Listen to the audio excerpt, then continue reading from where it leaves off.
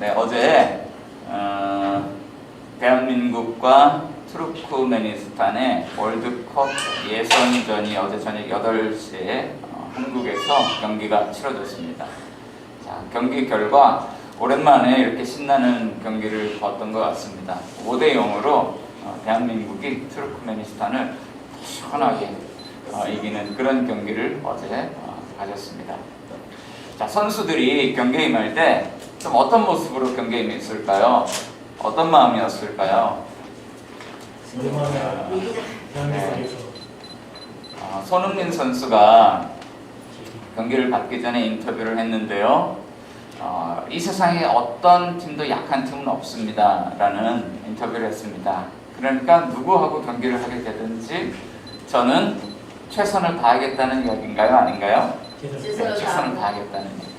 실제로 어제 경기를 통해서 선수들이 최선을 다하는 그런 모습을 우리에게 보여주었습니다. 자, 그런데요, 이렇게 운동선수들이 경기에 임하는 것처럼 신앙생활에 임하는 분들도 있을까요? 자, 오늘 본문 가운데 바로 그런 사람이 한 사람 등장하고 있어요. 누굴까요? 네, 그럼 바울입니다. 자, 12절부터 14절 사이에 바울은 두 번이나 이렇게 말하고 있습니다. 나는 달려가노라. 자, 12절 끝에도 나오고요. 14절 끝에도 나오죠. 나는 달려가노라. 마치 육상 경기에 임하는 그 운동 선수처럼 나는 달려간다 라고 자기 신앙생활을 비유하고 있습니다. 자, 그렇다면 그는 달리기를 할 때 대충 천천히 뛸 수도 있고 최선을 다해서 뛸 수도 있잖아요. 그는 어떤 마음으로 달리기를 하고 있을까요? 자, 12절부터 14절까지 말씀을 보면 자, 그가 달리는 자세가 나와요. 12절 같이 한번 읽어볼까요? 자, 시작. 내가 이미 얻었다함도 아니요 온전히 이루었다함도 아니라 오직 내가 그리스도 예수께 잡힌 바 된 그것을 잡으려고 달려가노라. 아멘. 자, 이런 마음은 아니고요, 이런 마음이라고 이야기를 해요. 어떤 거냐면 내가 이미 얻었다, 온전히 이루었다. 자, 그렇게 생각하지 않는다는 거예요. 자, 그렇지만 오직 내가 그리스도 예수께 잡힌 바 된 그것을 잡으려고 달려간다. 여러분, 잡으려고 달리는 사람들, 술래잡기 할 때요, 술래를 잡으려고 달리는 사람들은 잡기 위해서 최선을 다해서 달려갑니다. 저희 아이들하고 술래잡기 할 때가 있는데요, 술래잡기 할 때가 얼마나 힘든지 몰라요. 잡으려고 달려가는 것은 힘이 듭니다. 자, 13절에 또 이런 자세로 달리고 있습니다. 13절도 한번 읽어봅시다. 시작. 형제들아, 나는 아직 내가 잡은 줄로 여기지 아니하고 오직 한 일, 즉 뒤에 있는 것은 잊어버리고 앞에 있는 것을 잡으려고, 자, 잡으려고 달려가노라, 이런 이야기죠. 자, 형제들아, 난 이렇게 여기지 않는다. 나는 잡았다고 여기지 않는다. 자, 그렇지만 어떻게 달려가냐면 뒤에 있는 것은 잊어버리고 앞에 있는 것을 잡으려고 달려간다는 거예요. 운동선수는요, 뒤를 돌아보지 않습니다. 어디를 보고 뛰나요? 네, 앞만 바라보고 뛰어요.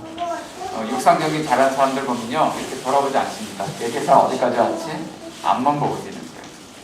자, 그런데 이 바울이 오늘 잡으려고 하는 것은 무엇일까요? 뭘 잡으려고 이렇게 열심히 뛰고 있나요?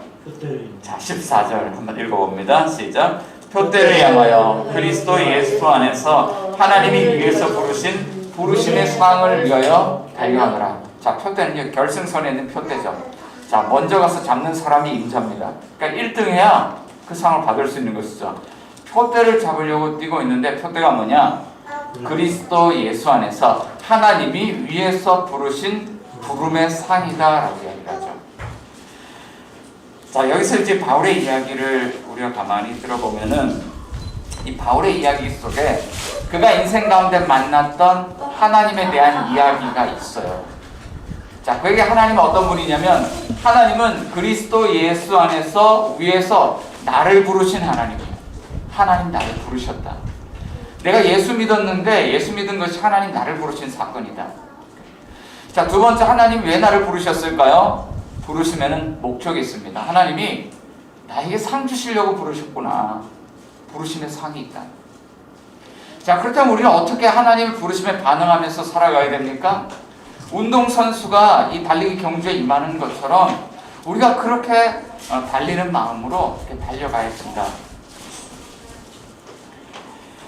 자, 그런데 이 이야기들을 통해서 바울이 오늘 우리에게 묻고 있는 것이 있어요. 여러분, 예수 믿을 때 그리스도 예수 안에서 하나님이 여러분들을 부르셨다는 것, 여러분들에게 하나님의 부르심이 있다는 거 여러분 믿습니까? 여러분 믿나요? 자, 그런데 하나님께서 부르신 목적이 있습니다. 하나님이 여러분들에게 상 주시려고 부르셨다는 것, 이것을 여러분 믿습니까? 자, 그렇다면 하나님이 부르신 그 부르심의 상을 위해서 여러분은 그리스도인으로서 어떤 삶을 살고 있습니까? 과연 여러분의 신앙생활 가운데 이런 경주가 있습니까? 라고 물어보는 것이죠.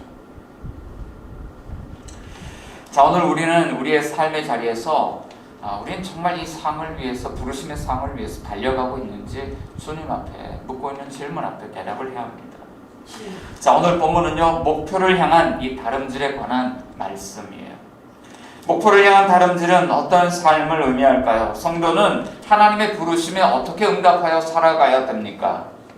자, 오늘 본문은 이렇게 이야기하고 있죠. 성도는 하나님 앞에서 항상 자기 자신을 돌아보고 자신에게 복음의 은혜를 적용하는 삶을 살아야 합니다.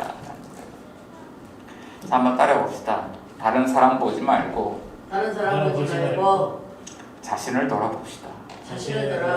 네, 어느 철학자가 그렇게 이야기했던 것 같아요. 너 자신을 알라. 네, 우리 자신을 돌아보라는 거예요. 복음은요, 다른 사람 돌아보게 하지 않고 자신을 돌아보게 합니다. 자, 15절 말씀에서 바울이 이렇게 이야기를 해요. 우리 15절도 한번 읽어볼게요. 자, 시작. 그러므로 누구든지 우리 온전히 이룬 자들은 이렇게 생각할지니 만일 어떤 일에 너희가 달리 생각하면 하나님이 이것도 너희에게 나타내시리라. 자, 15절을 이렇게 세 달락 끊어서 읽을 수 있을 것 같은데요. 그러므로 누구든지 우리 온전히 이룬 자들은 이렇게 생각해야 한다. 온전한 사람들은 이렇게 생각하라. 자, 어떻게 생각할까요? 만일 어떤 일에 너희가 달리 생각하면 이렇게 이야기를 하고 있는데 NIV 성경 보니까 이렇게 이야기를 해요. 여러분들이 어떤 지점에서는 자신이 성숙하지 않다고 생각해야 된다는 거예요. 야, 나는 온전한 사람이다 라고 이제 그렇게 생각하고 살아가지만 어떤 지점에서는 나는 성숙하지 않다. 야, 내가 미숙한 사람이구나. 내가 부족한 사람이구나. 이렇게 다르게 생각해야 한다는 거예요. 왜 그러냐면 하나님이 이것도 너에게 나타내시죠. 우리가 하나님 앞에 섰을 때 하나님이 우리가 얼마나 미숙하고 우리가 얼마나 부족한 사람들인지 하나님 우리에게 깨닫게 해주시기 때문에 자, 우리는 자신을 그렇게 돌아봐야 된다. 이렇게 이야기를 하고 있죠. 자, 그럼 이렇게 달리 생각하는 사람이 어떤 삶을 살아가야 될까요? 16절에 이어서 또 이렇게 이야기합니다. 16절도 읽어봅시다. 오직 우리가 어디까지 이르렀든지 그대로 행할 것이다. 자, 우리가 어디까지 이르렀든지 이것은요, 신앙이 자라가는 거예요. 우리가 어디까지 신앙이 자랐든지. 사실 이 신앙이 얼마나 성숙됐냐 이거는요, 서로 상대적인 것이기 때문에요, 정확하게 진단을 할 수가 없어요. 그렇죠? 내가 얼만큼 자랐는지 어떻게 합니까? 자, 그렇지만 우리가 하나님 앞에 설 때 모두가 공통점이 있죠. 하나님 앞에 완전하게 성숙한 사람이 있습니까? 없습니까? 한 사람도 없어요. 자, 그러니까 하나님 앞에서 우리가 온전하다고 스스로 생각하고 살아가기도 하지만 하나님 앞에 섰을 때 우리는 항상 부족한 것으로 알고 우리는 하나님이 원하시는 그런 온전함의 분량까지 자라가도록 우리는 그렇게 신앙생활 가운데 경주하는 삶, 그걸 이제 우리가 살아가야 된다. 그렇게 이야기를 하고 있는 것이죠. 자, 그다음 우리 15절에 나왔던 우리 온전히 이룬 자들 이렇게 생각하라 그러는데 온전히 이룬 사람들은 어떤 사람들일까요? 나들목교회 김형국 목사님이 하나복 네트워크 운동을 하면서 교회 안에 들어온 사람들의 어떤 신앙의 성숙도를 이렇게 잘 정리를 해놓으신 것 같아요. 자, 그분은요, 우리가 예수 믿고 거듭나는 단계가 있죠. 영적으로 아주 갓난 어린아이입니다. 자, 그 어린아이가 커서 영적인 청소년이 되고 이 청소년이 자라서 영적인 청년이 되고 영적인 청년이 또 나중에 결혼해서 영적인 부모가 되고 누군가를 돌보고 양육하고 그리고 어느 순간인가 영적인 베테랑이 되죠. 자, 마치 우리가 살아가는 삶의 모습과 비슷합니다. 여러분 신앙생활 하는데 여러분들은 어느 단계에 와 있습니까? 이건 우리 신체의 나이와 크게 상관이 없습니다. 영적인 나이는 완전히 달라요. 여러분 어느 정도까지 성숙되어 있나요?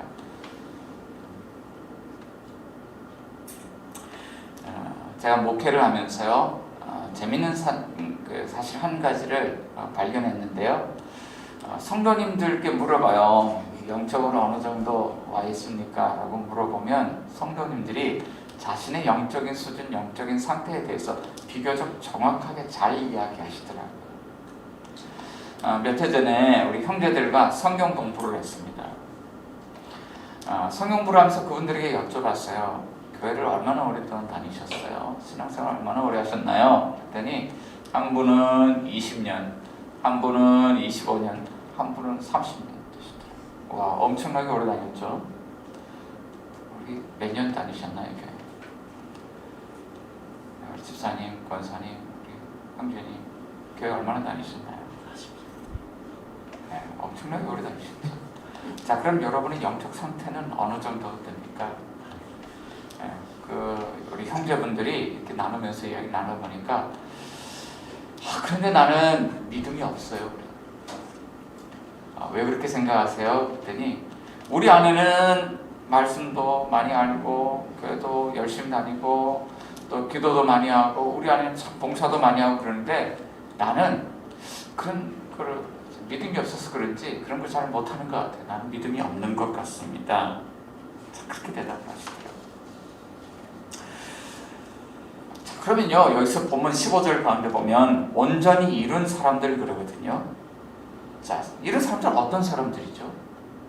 나는 믿음이 없는 사람이에요. 그런 분들은 아닐 거예요.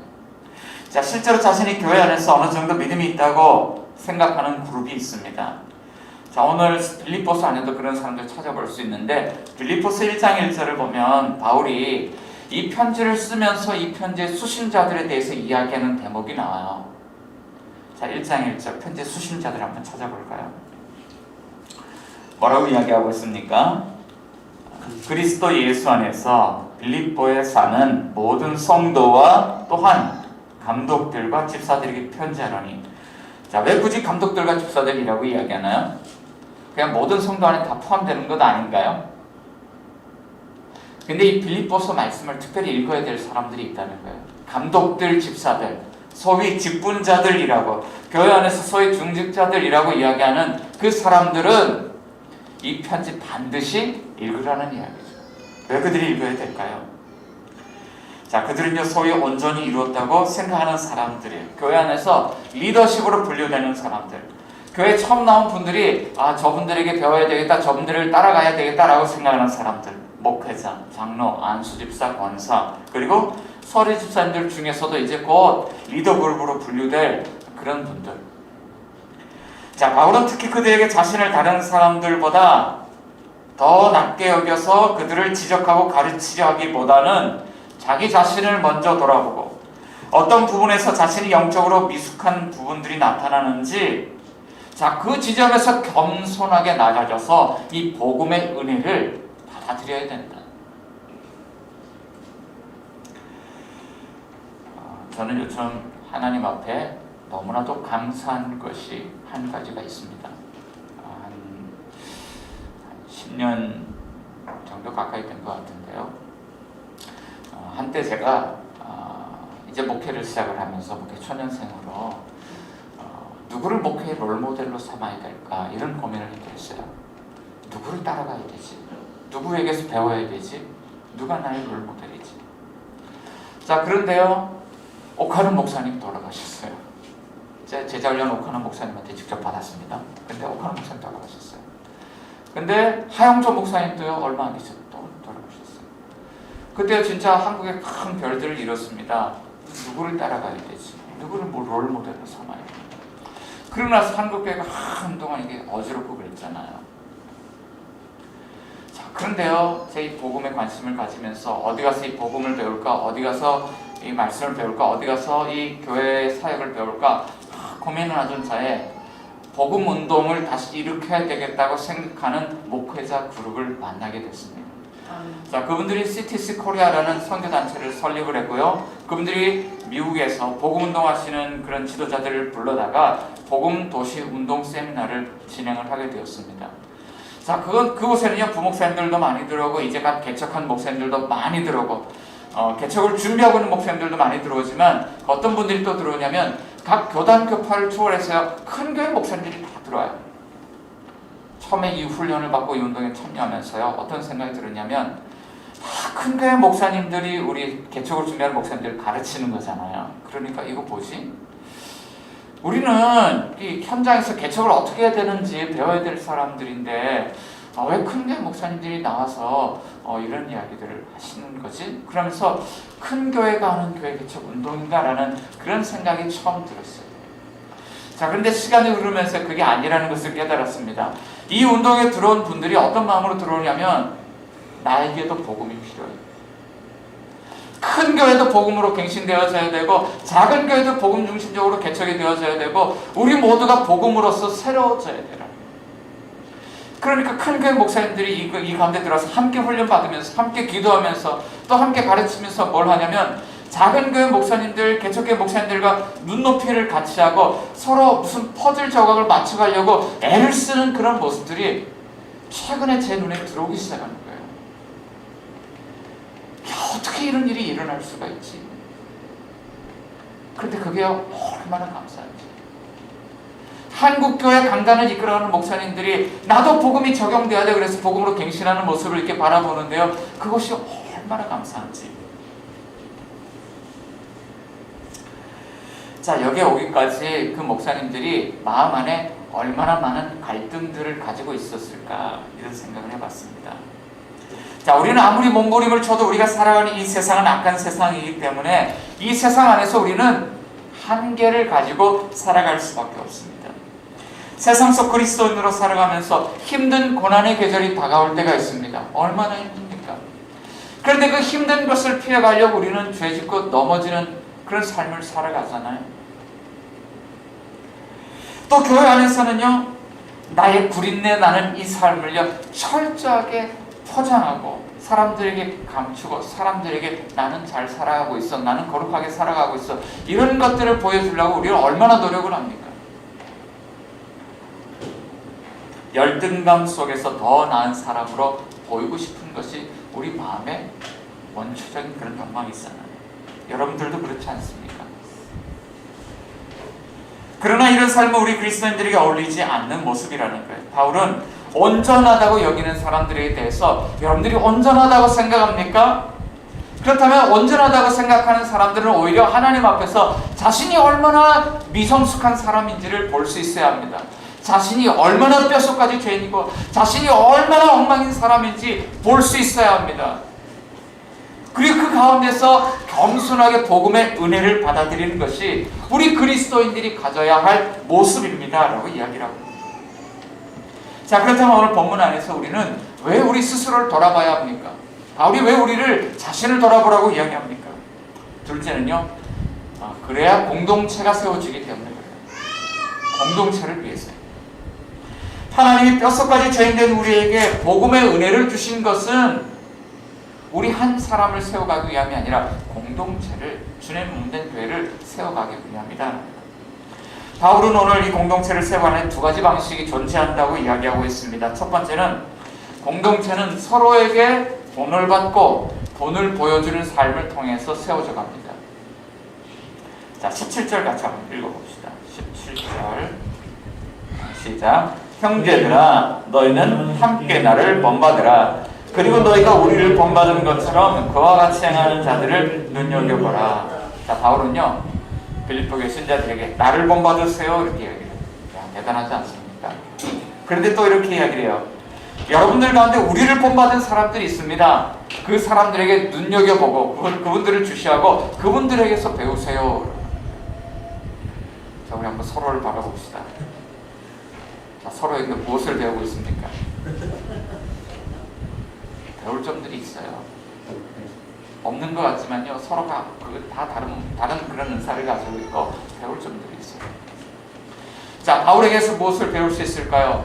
바울에게서는요, 그리스도 예수 안에서 우리가 어떻게 살아가야 되는지 배울 수 있죠. 바울은요, 나의 매인과 복음을 변명함과 확증함에 이렇게 이야기를 해요. 바울은요, 로마 감옥에서요, 고난을 당하고 있는데 그 목적이요, 이 복음을 변명하고 확정하기 위함인데 정말 마지막 한 사람에게까지 복음을 전하려고 애쓰는 모습을 우리가 볼 수 있죠. 뿐만 아니라 감옥에서도 뭘 합니까? 빌립보 교회를 세워가려고 얼마나 기도하고 얼마나 애쓰고 노력하는지 몰라요. 정말 이 바울을 보면요, 이 교회를 얼마나 사랑하는지, 교회를 향한 그리스도의 열정이 바울을 통해서 우리에게 느껴지는 것이죠. 자, 그런데 빌립보 교회 안에도 이런 삶을 사람들이 있습니다. 자, 바울은 너희가 서로에게 배우고 또 서로에게 본을 보여주면서 그렇게 세워져 가야 된다. 자, 그런데 두 번째 방식이 있습니다. 어떤 것은 절대로 본받지 말아야 돼요. 18절 한번 읽어봅시다. 시작.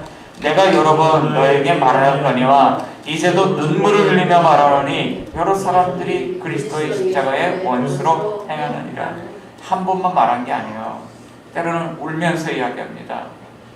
여러 사람들이 그리스도의 십자가의 원수로 행하는데 그 사람들 절대로 본받으면 안 돼요. 왜냐하면 19절 보니까요, 그들의 마침은 멸망이기 때문에 언젠가는 궁극적으로 하나님의 심판을 당해서 멸망당할 사람이죠. 여기에 세 가지 이유가 있습니다. 그들의 신은 배요. 이 배는요, 자기 배요, 배. 자기 배를 채우는 것을요, 예배하는 사람들, 우상 숭배자들.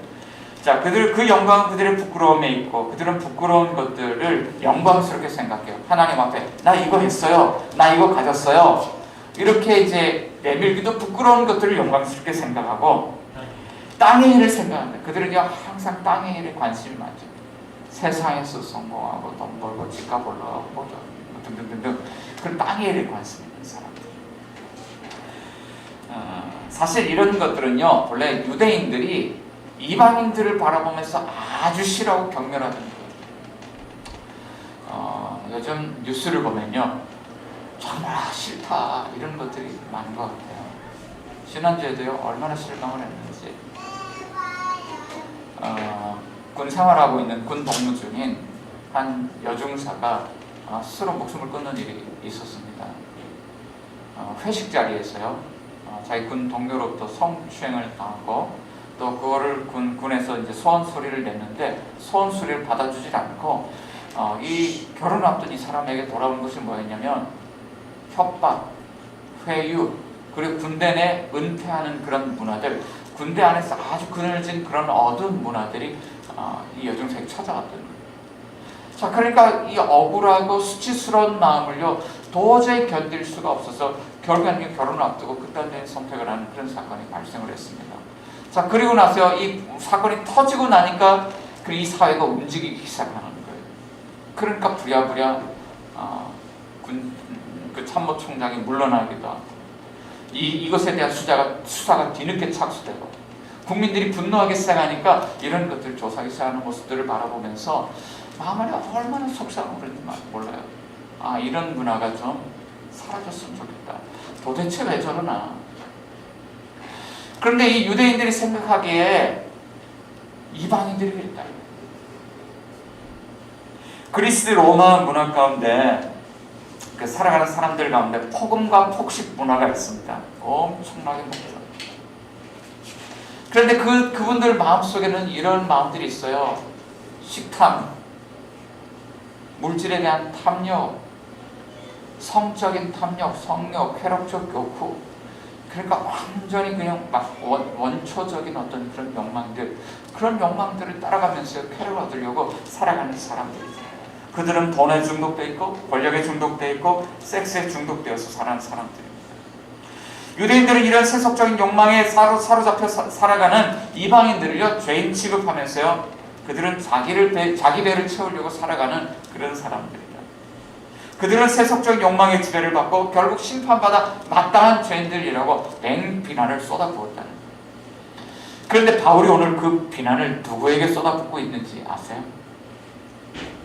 이건요, 3장 2절에 맥락을 같이 하는데요. 3장 2절 한번 보세요.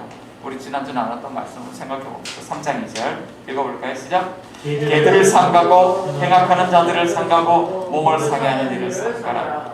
자, 그들은요, 교회 안에 가만히 들어온 유대 율법주의 이단들, 거짓 교사들이에요. 여러분 예수 믿으면 구원 받죠. 근데 그것만 가지고는 부족하고 여러분들이 정말 유대인처럼 되어야 합니다. 할례도 받고 안식일도 지키고 여러분들이 절기도 지키고 이 율법적으로 아주 도덕적으로 온전한 사람이 되고 여러분 그래야 구원 받습니다. 복음만으로는 안 됩니다. 자, 그래서 그들은 교회 안에 율법주의를 조장하고 기독교의 복음을 종교로 바꿔버리는 사람들이죠. 실제 바울과 같이 정말 최고의 자랑거리를 가진 사람들을 만나면 한마디도 못할 인간들이에요. 자기보다 부족한 사람들 앞에 와서는 온갖 무거운 짐들을 그들의 어깨에 지우고 있는 그런 사람들인 것입니다. 기도해야 복받지, 전도해야 복받지, 헌금해야 복받지, 예배를 다 참석해야 복받지, 뭔가 열심히 해야 복받지. 먹고 살려면 뭐라도 해야 되지 않습니까? 공부해야 되지 않습니까? 뭐라도 하려면 노력해야 되지 않습니까? 여러분들이 열심히 하면 성공할 수 있지 않습니까? 이렇게 가르친다는 거예요. 자, 그런데 그렇게 가르치는 사람들이 삶이 엉망해요. 가끔 보면 목회자가 성추행을 하기도 하고, 가끔 보면 장로가 직원들의 그런 돈을 떼어먹기도 하고, 또 집사가 가정을 파탄내는 일을 하기도 하고, 이런 일들이 비일비재하게 일어나고 있는 것이죠. 여러분, 젊은이들이 교회를 왜 떠나갈까요?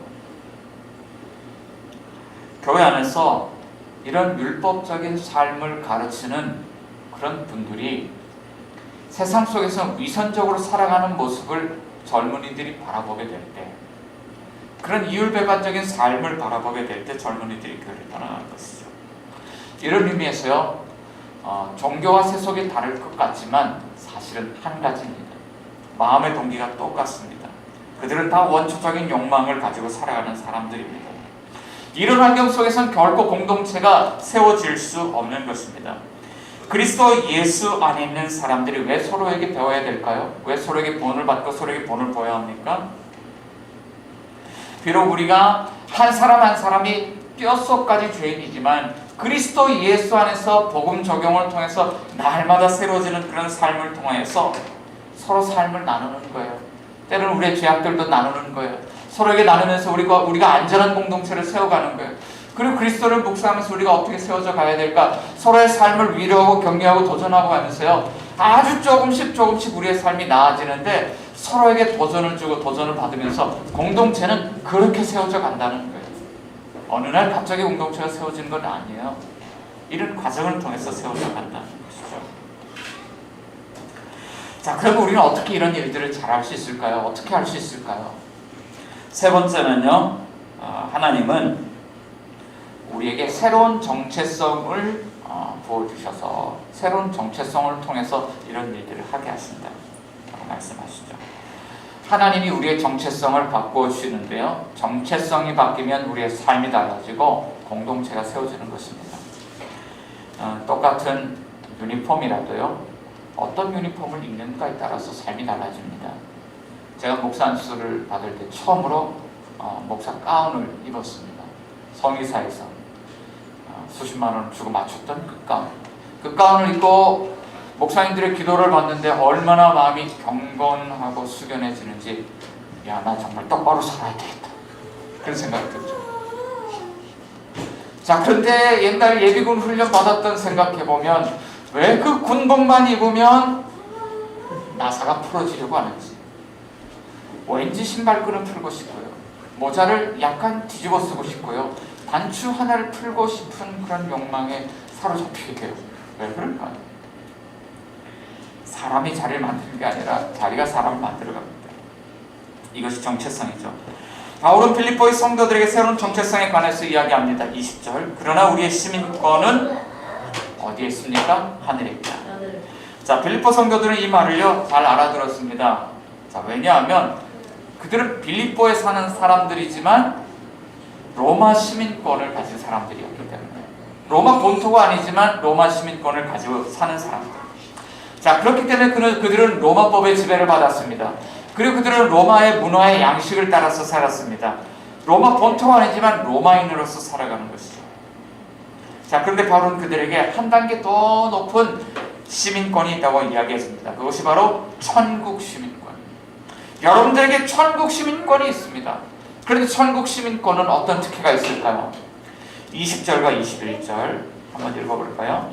자, 시작. 그러나 우리의 시민권은 하늘에 있는지라 거기로부터 구원하는 자 곧 주 예수 그리스도를 기다리노니 그는 만물을 자기의 복종하게 하실 수 있는 자의 역사로 우리의 낮은 몸을 자기 영광의 몸의 형체와 같이 변하게 하시리라. 자, 시민권이 하늘에 있는데 이 사람들이 이런 특혜가 있죠.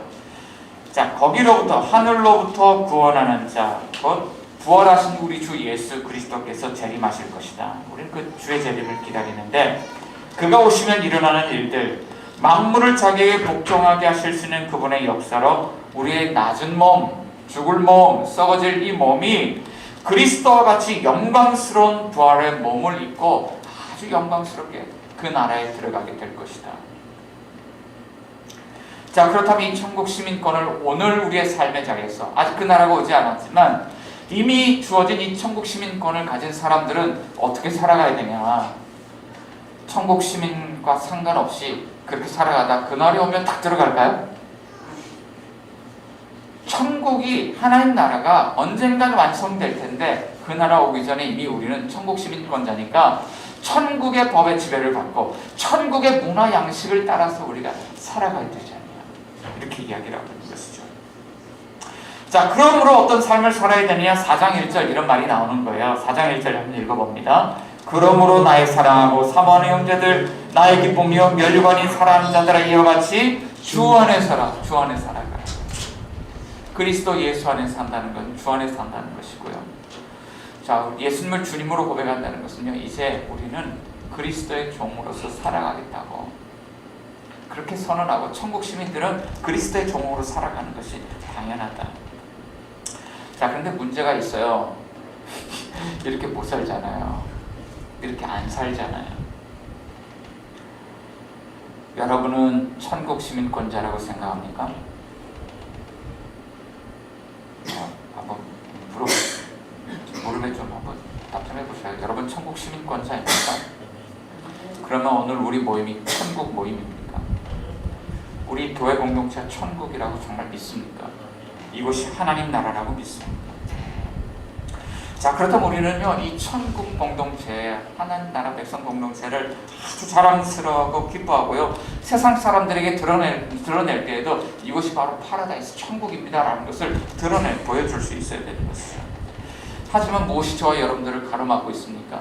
사람들이 정말 이것을 천국이라고 바라볼까요? 코로나가 우리를 가로막고 있습니까? 그것도 일부 이유가 될 수 있겠지만 바울은요, 우리 마음속에 있는 원초적인 욕망을 드러내는 것, 끄집어내는 것. 우리야말로 어떤 사람들이냐면 말로는 천국 시민이라고 이야기하고 있지만 우리는 그럴싸한 그의 모습으로 우리를 포장하고 싶어하는 마음이 있습니다. 사람들로부터 인정받고 존경받고 싶은 그런 원초적 욕망에 지배를 받고 살아가는 것이죠. 만일 내가 내 가족을 여기 데려왔을 때, 만일 내가 내 친구를 여기 데려왔을 때 그들이 어떻게 생각할까를 먼저 고민하게 됩니다. 자, 그렇다면 우리는 어떻게 살아야 합니까? 우리는 어떻게 하면 그리스도 예수 안에서 하나님이 위에서 부르신 부르심의 상을 얻을 수 있을까요? 하나님 앞에서 우리는 이렇게 자신들을 포장하면서 살아가면서 우리는요, 어떻게 하면 하나님의 부르심의 상을 받아 누릴 수 있을까요? 말이 안 되죠. 자, 그러나 아이러니하게도요, 우리가 이런 환경 속에 있지만 우리보다 더 나은 환경 속에 있는 바울 한번 생각해 보세요. 그는 지금 로마 감옥에 갇혀 있고요, 혼자 착고에 매여 있습니다. 지금 그 사람은요, 내가 살아가는 삶의 자리가 천국이라고 감옥에 매여 있는 사람이 여러분 나를 본받으세요 라고 이야기를 하고 있는 거예요. 이미 그는 그 은혜를 받아 누리고 있죠. 빌립보교의 신자들을 바라보면서 4장 1절 그는 이미 이렇게 이야기합니다. 너희는 나의 기쁨이요 면류관인 사람들이다. 면류관 썼어요, 바울은. 경주가 끝나지 않았지만 이미 면류관을 쓴 사람처럼 너희가 내 면류관이다. 하나님 나에게 면류관 주셨다, 상 주셨다, 이렇게 이야기를 하고 있는 것이죠. 어떻게 이런 일이 가능할까요? 오늘 바울이 우리에게 이야기해주고 있는 세 가지 표현이 있습니다. 12절 말씀 가운데 보면요, 오직 내가 그리스도 예수께 잡힌 바 된 그것을 잡으려고 달려가는데 이것을 먼저 붙잡고 계시는 분이 있다. 먼저 상을 얻으신 분이 있다. 누굽니까? 예수님이 상을 받으셨어요. 그런데 이 상을요, 어떻게 하냐면 공유하는 거예요. 예수님과 함께 받는 거예요. 그러니까 그리스도 예수 안에서, 주 안에서 이미 우리는 상 받은 사람들로 살아가는 거예요. 만약에 그리스도 안에서, 주 안에서 사람들이 살아간다면 이미 우리는 그 상 받았다라고 이야기를 하고 있는 것이죠. 자, 바로 여기에 운동선수와 같이 열심히 신앙생활을 해갈 수 있는 비결이 있습니다. 그리스도 예수 안에서, 주 안에서 그리스도가 한 일이 있어요. 자기를 비우시고 종의 형체와 같으셨고, 자기를 낮추시고 죽기까지 십자가에서 복종하셨어요. 그러므로 부활의 영광스러운 그런 몸을 입으셨는데, 오늘 우리에게도 그리스도 예수 안에서 그 부활의 권능을 미리 받아 누리는 비결이 있어요. 그리스도와 함께요, 종이 되고 낮아지고 그런 삶을 살아가라 라고 주님 말씀하는 것이죠. 여러분, 어떤 삶을 살고 있습니까? 이 시간 같이 기도하겠습니다.